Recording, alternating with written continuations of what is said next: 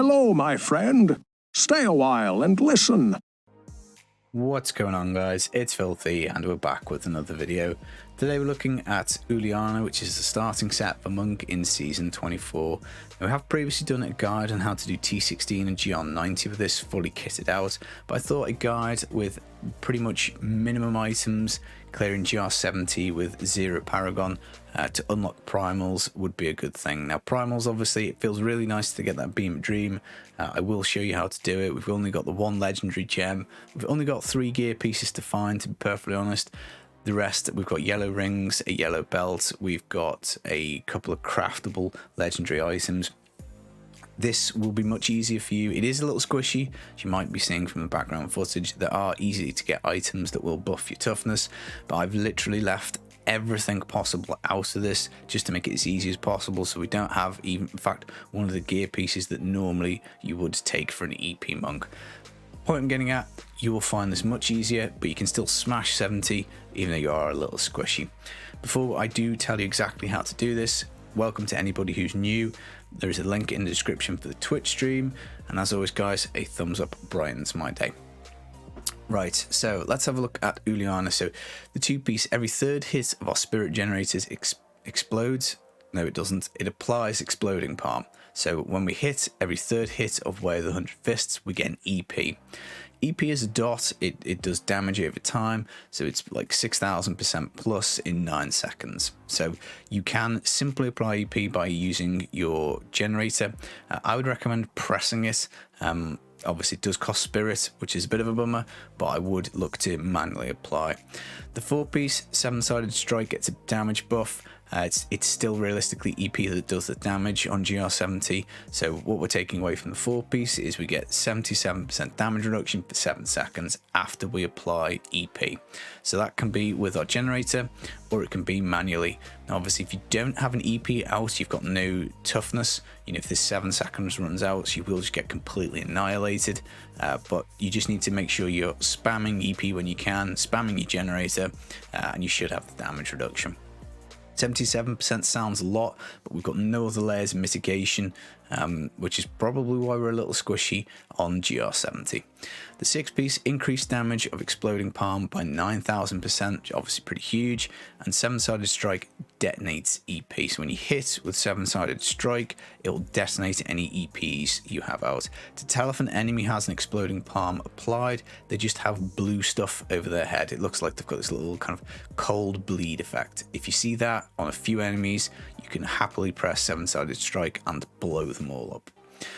Essential gear pieces, we'll do them in order of, I guess, ease to find and importance. So easiest is Gundo gear. EP's on death explosion applies EP. So basically if you don't kill something when you blow up an exploding palm, it will put another one on for you. It will then also increase its damage by 100%. You can get this at level 1, it's in the loot pool, so you just need to make yourself a 2nd level 1 monk, roll blood shards at Kadala, and then extract a Gundo gear. Obviously you might have done it, you know, through leveling, but if you miss it, go back and get it. Next important is going to be the Flow of Eternity. So 7-sided strike gets its cooldown reduced by 60%. Now obviously with 7-sided strike being the mechanism of detonating our EPs, we want to be able to press it as much as possible. It's on a 14-second cooldown, which is not ideal, particularly when you're squishy. You just want to blow everything up quickly, so Flow of Eternity obviously comes in very handy. Now we've got 2 fist weapons to get. Unfortunately fist weapons are a pain, but we do need them. So Fist of Ours, Exploding Palm gets a 500% increase when it blows up, which is great. Then we also have a Lion's Claw, 7-sided strike, hits an additional 7 times. This is definitely the least important of the items I've shown you so far, but more hits on 7-sided strike mean that we can detonate more EPs, provided obviously we've got them out. Now you would normally take a Madstone with an EP monk, but we're trying to keep the gear to a minimum. If you can find one, what it will do is whenever you hit with 7-sided strike, it will automatically apply EP as well as detonate it, which obviously is pretty good. Now, in terms of the craftable gear pieces, we've got a Reaper's Wraps. All you have to do is kill Malthael at level 1 on any difficulty to get these plans. You don't need them, but obviously we are manually applying EP without the Madstone, so getting the extra resources is kind of handy, but by all means, a different legendary set of braces could go here. We've got a Hellfire Amulet. You have to do one for your season journey, so we may as well throw it in.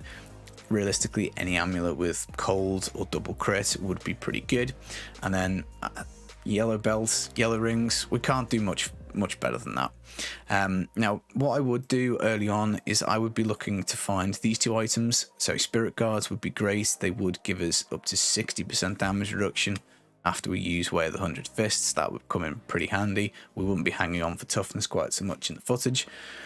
Or a Binding of the Lost, again, 7-sided strike and grants 5% damage reduction for 7 seconds for each hit. So obviously you can have quite a few hits. So that is a pretty decent amount of DR. So again, either of those 2 would be pretty nice. Now, I've got a Rourke in a cube. You don't need one. I've just put it here to block something off. So, you know, for your rings, anything like a Zodiac would be amazing. You can get a Flavor of Time and put it on your follower or in a cube. Any of the immunity amulets would be nice. Stone of Jordan would be nice. Even a Justice Lantern would give you a little bit more toughness. So, you know, any legendary rings and any legendary belt would just make this better, as well as any paragon points. Now, in terms of the skills, we've got Mantra of Salvation, Agility. We don't get a ton out of some of these things early on because we've just got no paragon, but it does give some more all res and dodge chance, which is obviously pretty nice. Where the 100 Fists, Assimilation, we get 5% extra damage when we hit with a 3rd hit. Obviously each 3rd hit also applies EP, which is nice. EP, Impending Doom, this is just basically the biggest damage, so Cold Rune is the way to go. Epiphany, Desert Shroud is here for 50% damage reduction. When you do have this up, combined with the 7-sided strike damage reduction in the set, you'll be fine, probably just about. When it's down is when you're going to really struggle. Obviously, with no cooldown in Paragon, without a Zodiac, you can't really keep this up, so you just have to do the best you can.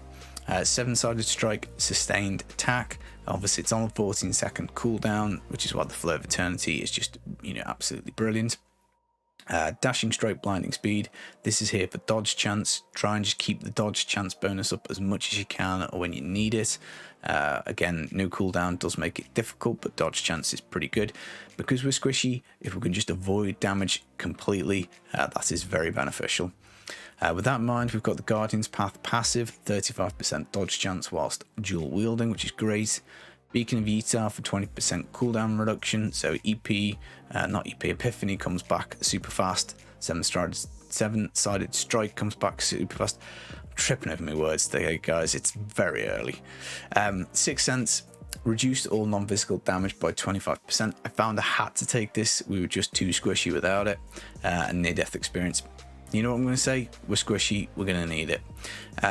On my amulets, I've got Harmony. Again, it's a nice toughness buff. 40% single element reses go to our all res, which is nice. So any secondary resistances just make us tougher. Other passives that are okay would be Mystic Rhythm for a bit more damage, Momentum for more damage, Fleet Footed for move speed.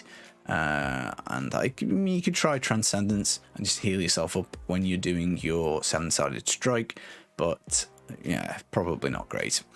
In terms of the follower, I used the Scoundrel just because I was being lazy, and the Scoundrel was fully geared up for the T16 guide we did the other day. Take the Templar, guys, don't take the Scoundrel early on. The Templar has got heal, he's also got his life per second, which is brilliant. You definitely want to be taking Cheat Death though, just because we're squishy. We did have NEMs, we did have Flavor of Time, so that did make potentially the Rift a bit easier, but I think we only found the one pylon, which is Speed one, which isn't great. So, you know, it is what it is. Right, how to put this together? I would be rolling my blood shards for Gundo gear, so if you don't get them whilst leveling, go back and do that. I would then probably spend shards on belts and braces, looking for the spirit guards and the binding of the lost just to help with the toughness. I'd then move on probably to rings. I would be spending my DBs on the flow of eternity, which is a two-handed Daber. There's not too many of these in the pool. If you get an inners one, do keep it. I will show you why in a future video. You can also hit the wave of light one, which is going to be useful. You can get a balance, which would be useful for inners. You can get the Tempest Rush one, which would be handy as well. But obviously Flow of Eternity, you're going to need it. After that, I would move on to fist weapons. They are a pain. There's 14 of them. You just have to say your prayers to RNGesus and hope that you get lucky and get the Lion's Claw and the Fist of Az. But, you know, just got to do your best. In terms of an Ethereal, you're going to need these powers. So if you do get an Ethereal, it's kind of got to have one of these 3 powers. Monk has got quite a lot, so it is a little bit fiddly. But again, let's hope for luck. We all want good luck. Let's hope that we get it. I do hope you do get it. Right, anything else? I don't think so. I think we've covered all of that. You will find it easier than the footage. I think the Rift Guardian we got was Gome. Complete pain in the arse, AoE, nasty elemental stuff, which I think killed us about 5 or 6 times. But sometimes these things just happen, guys. But yeah, good luck in season 24. I will link the inner guide for Gr19 T16. It's sorry, Uliana. Uliana. I'll link that. It is strong. But yeah, it's fun. Exploding Palm is a lot of fun to play. You'll move on to inner and crush with that.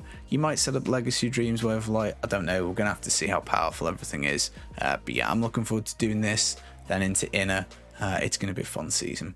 That's it for today. I'll be back with some more videos soon. Enjoy the rest of your day. Take it easy. Peace.